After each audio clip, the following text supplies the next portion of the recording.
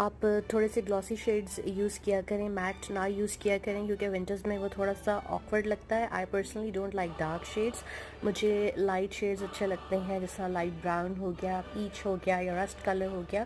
But आप variety of shades को mix करके अगर यूज़ करते हैं so that will be good for you. और इसमें यह है कि आप थोड़ा सा वैसलीन को भी अगर ऐड कर लें तो फिर आपके एक वो जो ड्राई पैचेस वाली लुक है वो नहीं आएगी, जो कि एक कॉमन वो हो जाती है, लुक हो जाती है।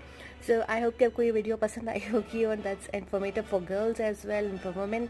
अगर कोई मर्द हजरात भी देख रहे हैं तो चौकिया देख सकते हैं, लेकिन ये है कि विंटर्स के कलर्स जो हैं वो ये इस दफ़ा इन है ज़्यादा।